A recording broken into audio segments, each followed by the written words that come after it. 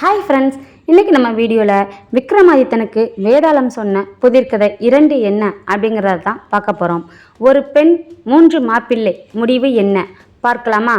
அதுக்கு முன்னாடி வழக்கம் போல் உங்களுடைய கண்களை மூடி கற்பனை குதிரையை ஓட விடுங்க.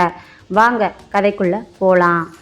சன்னியாசிக்கு கொடுத்த வாக்குறுதியை காப்பாற்ற வேண்டி தனது கடமையில் சற்றும் மனம் தளராத விக்ரமாதித்தன் மீண்டும் வேதாளத்தை மரத்திலிருந்து மீட்டெடுத்து கொண்டு புறப்பட்டான்.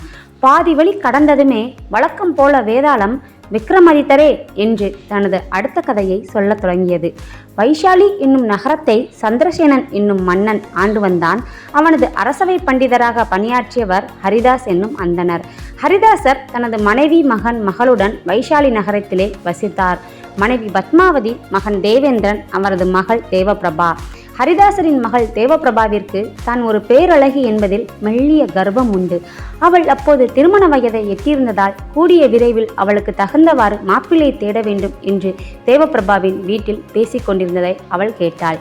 எனவே தன் மனதில் இருப்பதை சொல்லிவிட தீர்மானித்த அவள் வீட்டில் அனைவரும் சேர்ந்திருந்த சமயத்தில் மெல்ல பேச்சை துவக்கினாள்.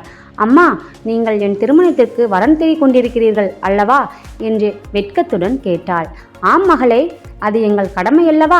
வயதுக்கு வந்த பெண்ணை நீண்ட நாட்கள் வீட்டில் வைத்திருக்க கூடாதம்மா. அதனால்தான் விரைவிலேயே உனக்கு கணவராக தகுந்த ஒருவரை தேடிக்கொண்டிருக்கின்றோம் என்று கூறினாள். அதற்குள் அவளது தந்தையார் ஹரிதாசர் குறுக்கிட்டு, மகளே தேவபிரபா, நீ எங்களிடம் ஏதோ சொல்ல நினைக்கிறாய் என்று தோன்றுகிறது. எதுவானாலும் தைரியமாக சொல்லம்மா என்று கேட்டார். ஆமப்பா, எனக்கு கணவராக வரப்போகிறவரை பற்றி உங்களிடம் சொல்ல வேண்டும். நீங்கள் எனக்கு தேர்ந்தெடுக்கும் மணமகன் வீரத்திலோ ஞானத்திலோ விஞ்ஞான சூத்திரத்திலோ ஏதோ ஒன்றிலாவது வல்லவராக இருக்க வேண்டும். அப்படிப்பட்டவரைத்தான் நான் திருமணம் செய்து கொள்வேன். இதற்கு மாறாக எந்த திறமையும் இல்லாத எவரையேனும் தேர்ந்தெடுத்துவிட்டு தயவு செய்து என்னை கட்டாயப்படுத்தாதீர்கள் தந்தையே, இது என் கோரிக்கை என்று சொல்லிவிட்டு வீட்டிற்குள் விரைந்தோடி சென்று விட்டாள். இதை கேட்டதுமே ஹரிதாசரும் மனைவி பத்மாவதியும் மகன் தேவேந்திரனும் மலைத்து போனார்கள்.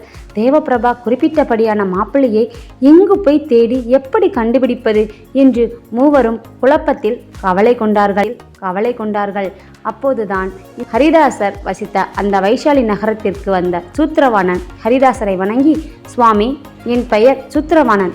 நான் தங்களது மகள் தேவபிரபாவை பற்றியும் அவளது பேரழகு குறித்தும் அநேகர் பேசுவதை கேள்விப்பட்டிருக்கிறேன். அப்போதிலிருந்தே என் மனதில் தங்கள் மகள் மீது மிகுந்த பாசம் கொண்டு விட்டேன். எனவே தங்கள் மகளை எனக்கு மனம் செய்வித்து தந்தால் மிகவும் மகிழ்வேன் என்று வேண்டினான். ஹரிதாசருக்கு இளைஞன் சூத்திரவாணனை பிடித்து போனாலும் மகள் தேவபிரபா தனக்கு இட்ட நிபந்தனையை ஒரு கணம் நினைத்து பார்த்தார். அதை சூத்திரவாணனிடமும் கூறினார். இளைஞனே, உன்னை எனது மாப்பிள்ளையாக ஏற்றுக்கொள்வதில் ஒரு சிறு சிக்கல் இருக்கிறதே. எனது மகள் தனக்கு வரப்போகிற கணவன் வீரம், ஞானம், விஞ்ஞான சாஸ்திரம் இம்மூன்றில் ஏதாவது ஒன்றிலாவது வல்லவராக இருக்க வேண்டும் என்று நிபந்தனையிட்டிருக்கின்றாளே, அதன்படி உன்னிடம் என்ன திறமை உள்ளது என்று கேட்டார் ஹரிதாசர். ஆகா சுவாமி, அதிலொன்றும் பிரச்சனை இல்லை. நான் விஞ்ஞான சுஸ்திரத்தில் கை தேர்ந்தவன். இதில் எந்த சந்தேகமும் வேண்டாம். வேண்டுமென்றால் நிரூபிக்கின்றேன் பாருங்களேன் என்று கூறிய அவன் சில தினங்களிலேயே இயந்திர பொறிகளால் ஆகாயத்தில் பறக்கும் அதிசய விமானம் ஒன்றை உருவாக்கி அதில் ஹரிதாசரையும் ஏற்றிக்கொண்டு விண்ணில் பறந்து காண்பித்தான். மீண்டும் தரையிறங்கிய மறுகணமே மனமகிழ்ந்து போன ஹரிதாசர் இளைஞன் சூத்திரவானிடம், நீர்தான் எமக்கு மாப்பிள்ளை. இன்றிலிருந்து 7வது நாள் உமக்கும் எனது மகளுக்கும் திருமணம் நடைபெறும், இது உறுதி என்று வாக்களித்துவிட்டு விடைபெற்றார். இவர் இங்கே வாக்குறுதி தந்த அதே சமயத்தில் உஜ்ஜயினியில் ஹரிதாசரின் மகனான தேவசுவாமியும் ஓர் இளைஞனை சந்தித்து அவனது தங்கையை தனக்கு மனம் முடித்து தருமாறு வேண்டினான். அதற்கு தேவசுவாமி, நண்பரே, எனது தங்கை தேவபிரபா தனக்கு வரப்போகிற கணவன் வீரம், ஞானம், விஞ்ஞான சாத்திரம் இம்மூன்றில் ஏதோ ஒன்றிலாவது வல்லவராக இருக்க வேண்டும் என்று நிபந்தனையிட்டிருக்கிறாளே, அதன்படி உம்மிடம் என்ன திறமை உள்ளது என்று கேட்டான். சூரசேனன் என்கின்ற அந்த இளைஞன் தன் பெயருக்கு தகுந்தபடி தான் ஒரு வீரன் என்றும் வில்வித்தை, வாழ்வித்தை, மற்போர், ஆயுத சண்டை அனைத்திலும் ஈடில்லா திறமை கொண்டவன் என்றும் சொல்லி அதை தேவசுவாமியின் முன் நிரூபித்தும் காண்பித்தான். சூரசேனனின் திறமையை கண்டு மகிழ்ந்த தேவசுவாமி தனது தங்கை தேவபிரபாவை சூரசேனனுக்கே மனமுடித்து வைப்பதாக அவனுக்கு வாக்குறுதி தந்தான். அதற்காக அவன் குறித்த மணநாளும் முகூர்த்தமும் அவனது தந்தை ஹரிதாஸ் சூத்திரவானுக்கு நிச்சயித்திருந்த அதே முகூர்த்த நாளிலே அமைந்தது. இவர்கள் மட்டுமா? தேவப்பிரபாவின் தாய் பத்மாவதியும் கூட ஞானதேசிகன் என்கின்ற இளைஞனிடம் அதைத்தான் கூறியிருந்தாள். ஆம், தேவப்பிரபாவின் அழகில் மனம் பறிகொடுத்த ஞானதேசிகன் என்கின்ற இளைஞன் அவளது தாயான பத்மாவதியை அணுகி மிகுந்த பணிவுடன் தேவப்பிரபாவை தனக்கு மனம் செய்து தருமாறு அவளிடம் விண்ணப்பம் கொண்டான். அதற்கு பத்மாவதி அவனிடம், தம்பி, எனது மகள் தேவப்பிரபா தனக்கு வரப்போகிற கணவன் வீரம், ஞானம், விஞ்ஞான சாத்திரம் இம்மூன்றில் ஏதோ ஒன்றிலாவது வல்லவராக இருக்க வேண்டும் என்று நிபந்தனையிட்டிருக்கிறாள். அதன்படி உன்னிடம் ஏதாவது திறமை உள்ளதா என்று கேட்க, அம்மா, நான் ஒரு ஞானி, முக்காலமும் உணர்ந்தவன். சந்தேகம் இருந்தால் தாங்கள் என்னை பரீட்சை செய்து பார்க்கலாம் என்று கூறினான். அதன்படியே ரத்னாவதி அவனை பல விதத்தில் சோதித்து பார்க்க ஞானதேசிகன் நடந்தது, நடப்பது, நடக்கப் போவது அனைத்தையும் சொல்லி அவளை ஆச்சரியத்தில் ஆழ்த்தினான். அந்த ஆச்சரியத்துடனே ரத்னாவதியும் ஞானதேசிகனுக்கு தனது மகள் தேவப்பிரபாவை மணமுடித்து தருவதாக வாக்களித்து விட்டாள். அவள் ஜோசியரிடம் சென்று கேட்டு நிச்சயித்த முகூர்த்தம் அவளது கணவரும் மகனும் நிச்சயித்திருந்த அதே தினம்தான். தட்சிண மன்னனின் பாசறையிலிருந்து விடைபெற்று கொண்டு வீடு திரும்பினான் ஹரிதாசர். தன் மனைவியிடமும் மகனிடமும் மகள் தேவப்பிரபாவிற்கு தான் மாப்பிள்ளை நிச்சயம் செய்துவிட்ட தகவலை கூறினார். இதை கேட்டு திடுக்கிட்ட பத்மாவதியும் தேவசுவாமியும் தாங்களும் தேவப்பிரபாவிற்கு மாப்பிள்ளை பார்த்து வாக்களித்து விட்ட தகவலை தெரிவித்தனர். இப்போது வீட்டில் அனைவருக்கும் கலக்கம் ஏற்பட்டது. இப்படி ஆளாளுக்கு வாக்களித்து விட்டோமே, யாருக்குத்தான் தேவப்பிரபாவை மணமுடித்து கொடுப்பது என்று சஞ்சலத்தில் குடும்பமே ஆழ்ந்திருந்தார்கள். நாட்கள் விரைந்தோடியது. திருமண நாள் வந்தது. வீரத்தில் வல்லவனான சூரசேனனும் விஞ்ஞான சாத்திரத்தில் விற்பனனான சூத்திரவானும் ஞானத்திலே வல்லமை மிக்க ஞானதேசிகனும் என 3 மாப்பிள்ளைகளும் குறித்த நேரத்தில் வந்து சேர்ந்தார்கள். 3 மாப்பிள்ளைகளுக்கும் இடையில் பெரும் மோதல் நிகழப்போகிறது என்று ஹரிதாசரும் குடும்பத்தினரும் தவித்து கொண்டிருக்க அப்போதுதான் பெரும் திருப்பம் நேர்ந்தது. கல்யாண பெண்ணை காணோம் என்று கூக்குரல் எழுந்தது. என்னது, தேவப்பிரபாவை காணோமா? அவளது பெற்றோரும் தமையனும் அதிர்ந்து போய் அலறியடித்து கொண்டு நாலாபுரமும் தேடினார்கள். எங்குமே காணோம். அவள் வெளியில் செல்லவில்லை, வீட்டினுள்ளும் இல்லை.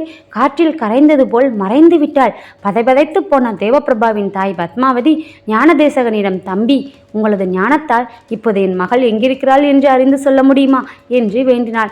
அம்மா, பதறாதீர்கள், இதோ இப்போதே அறிந்து சொல்கின்றேன் என்ற ஞானதேசிகன் கண்களை மூடி அமர்ந்து தனது ஞானத்தால் தேடி பார்த்து உணர்ந்து விந்தியமலை காட்டின் குகையில் வசிக்கும் அரக்கன் ஒருவன்தான் தேவப்பிரபாவை தூக்கி சென்று வைத்துள்ளான் என்று கூறினான். தேவப்பிரபாவின் பெற்றோர் திடுக்கிட்டு போனார்கள்.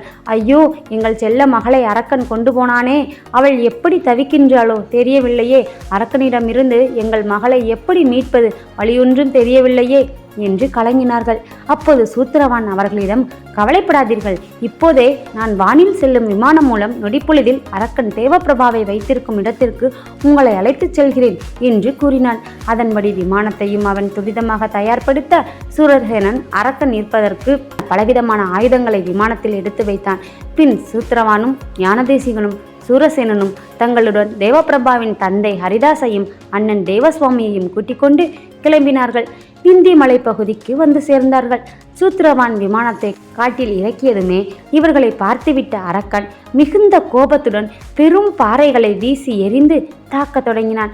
வீரனான சூரசேனன் மற்ற அனைவரையும் பாதுகாப்பான இடத்தில் ஒளிந்திருக்க செய்து தான் ஒருவனாகவே அரக்கனுடன் நேருக்கு நேர் சண்டையிட்டான்.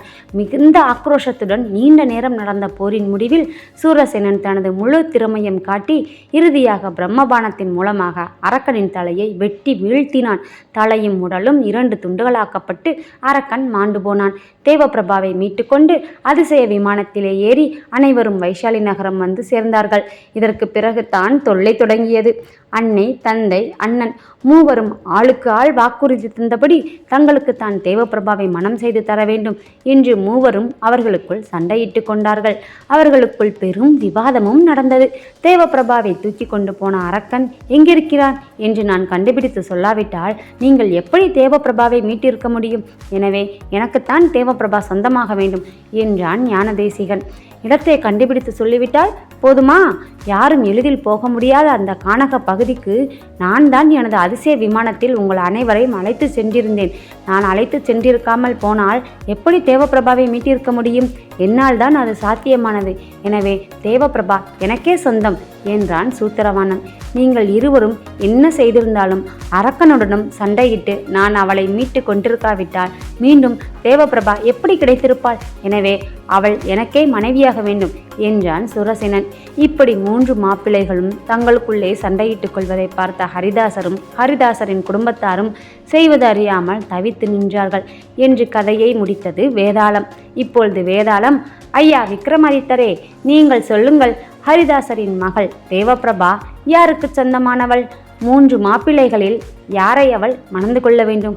இந்த கேள்விக்கான பதில் தெரிந்தும் நீர் சொல்லாவிட்டால் உமக்கே தெரியும், உமது தலை சுக்குநூறாக சிதறிவிடும் என்றது.